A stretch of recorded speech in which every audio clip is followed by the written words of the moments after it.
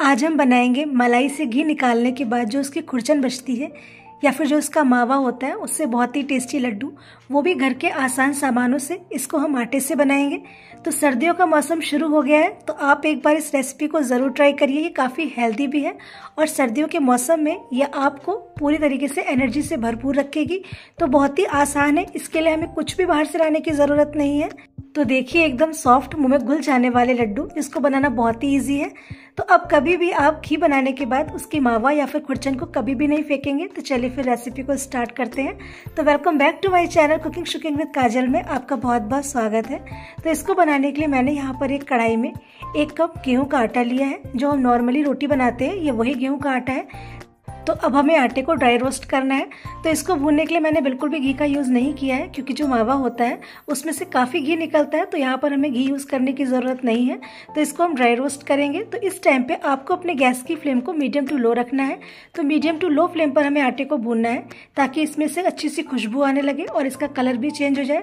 तो देखिए हल्के हल्के आटे का कलर चेंज होने लगा है।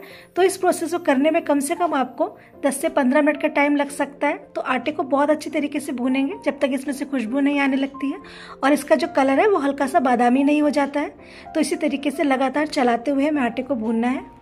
तो अब इसी टाइम हम इसमें 2 बड़े चम्मच खरबूज के बीज ऐड करेंगे और 2 बड़े चम्मच बारीक कटे हुए काजू और 2 बड़े चम्मच बारीक कटे हुए बादाम। आप यहाँ पर अपने पसंद के कोई भी ड्राई फ्रूट्स ऐड कर सकते हैं। आप चाहें तो ड्राई फ्रूट्स को थोड़ा सा घी में भून कर भी ले सकते हैं, लेकिन अगर आप इसको इस तरीके से लेना चाहें तो ये इस तरीके से आटे के साथ ही भून जाएंगे। तो इसको 2 मिनट के लिए हम भूनेंगे।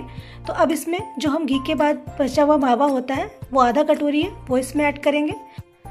तो जितना यहाँ पर आपने मावे का यूज़ किया है उसकी डबल क्वांटिटी में हमें आटा लेना है। तो यहाँ पर आधा कटोरी मावा है, तो यहाँ पर मैंने 1 कटोरी गेहूं के आटे का यूज़ किया है। तो आपको आटे की क्वांटिटी डबल रखनी होती है। तो हम आटे और मावे को अच्छी तरीके से मिक्स कर देंगे। तो बहुत ही टेस्टी लगते हैं लड्डू खाने में, और आपको इसके लिए बाहर से बिल्कुल मावा या कुछ भी लाने की ज़रूरत नहीं पड़ती है। घर के बचे कुछ सामानों से ये रेसिपी आसानी से बनकर तैयार हो जाती है।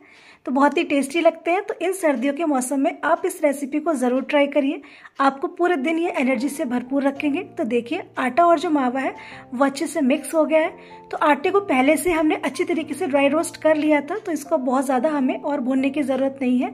तो इसको कम से कम हम 1 से 1.5 मिनट तक और भूनेंगे। तो ये प्रोसेस आपको मीडियम टू लो फ्लेम पर करना है। तो ये दोनों चीज़ें अच्छी तरीके से मिक्स हो गई हैं। तो अब हम गैस की फ्लेम को ऑफ कर देंगे और इसको जल्दी से ठंडा करने के लिए हम किसी दूसरे बर्तन में ट्रांसफ़र कर लेंगे। तो इसको भी बिल्कुल ठंडा नहीं करना है, जितना आप टच कर सके बस आपको यहाँ पर इसको उतना ही ठंडा करना है। तो देखिए 5 से 6 मिनट में ही अच्छी तरीके से ठंडा हो गया है। तो अब यहाँ पर मैंने 1 कप बूरे का यूज़ किया है। आप चाहो तो आप यहाँ पर पिसी हुई चीनी भी डाल सकते हैं। तो अगर आप कम मीठा पसंद करते हैं तो आप यहाँ पर 2 से 3 चम्मच चीनी कम भी कर सकते हैं, या अगर आपको ज़्यादा मीठा पसंद है तो आप यहाँ पर चीनी की मात्रा थोड़ी बढ़ा भी सकते हैं। तो इन दोनों चीज़ों को हमें अच्छी तरीके से मिक्स कर लेना है। तो आटा और बूरा अच्छे से मिक्स हो गया है। तो ये बिल्कुल तैयार है। तो लेकिन अब ये काफ़ी ड्राई है। तो अभी हम इसमें कम से कम 3 बड़े चम्मच देशी घी ऐड करेंगे और इसको हमें अच्छे से मिक्स कर लेना है। अगर आपको ज़रूरत लगे तो आप यहाँ पर 1 से 2 चम्मच घी का और भी यूज़ कर सकते हैं। तो इन सबको हम अच्छी तरीके से मिक्स कर लेंगे। तो देखिए ये अच्छी तरीके से मिक्स हो गया है। तो इसको चेक कर लेते हैं कि लड्डू बन रहे हैं या फिर नहीं बन रहे हैं। तो अगर लड्डू बनने में प्रॉब्लम आती है तो आप यहाँ पर थोड़े से घी को और यूज़ कर सकते हैं। तो बिल्कुल तैयार है। तो देखिए लड्डू आसानी से बन रहे हैं। तो इसके मतलब जो घी की क्वांटिटी है वो भी एकदम परफेक्ट है।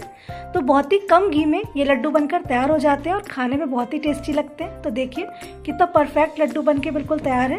तो इसी तरीके से हम सारे लड्डुओं को बनाकर तैयार कर लेंगे। तो बहुत ही कम घी और बहुत ही कम ड्राई फ्रूट्स में ये रेसिपी आसानी से बनकर रेडी हो जाती है। तो इसी तरीके से हम सारे लड्डू बनाकर रेडी कर लेंगे। तो आप भी घी बनने के बाद उसके मावे से इस रेसिपी को ज़रूर ट्राई करिए, आप सबको बहुत पसंद आएगी। ये खाने में काफ़ी हेल्दी भी है, टेस्टी भी है, और ना ही तो इसमें बहुत ज़्यादा घी का यूज़ किया गया है, ना ही आपको बाहर से कोई सामान लाने की ज़रूरत है। तो इस सर्दी के मौसम में आप इस रेसिपी को ज़रूर ट्राई करिए। तो देखिए कितनी आसान तरीके से सिर्फ 1 कप गेहूँ के आटे में ढेर सारे लड्डू बनकर तैयार हो जाते हैं। तो आप इन लड्डुओं को कम से कम 20 से 25 दिन के लिए स्टोर करके रख सकते हैं, ये बिल्कुल भी ख़राब नहीं होंगे।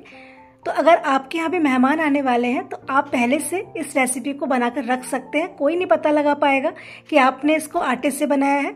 तो आप भी एक बार इस रेसिपी को ज़रूर ट्राई करिए, आप सबको बहुत पसंद आएगी।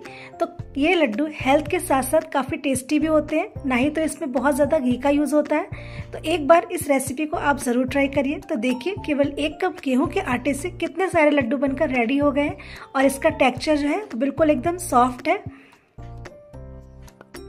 तो अगर आपको मेरी रेसिपी पसंद आई हो तो प्लीज़ मेरे चैनल को लाइक, सब्सक्राइब और शेयर ज़रूर करें। और अगर आप मेरे चैनल पे नए हैं, अब तक आपने इसको सब्सक्राइब नहीं किया है, तो ऐसी आसान सी रेसिपीज़ को देखने के लिए मेरे चैनल को सब्सक्राइब करना बिल्कुल भी ना भूलें।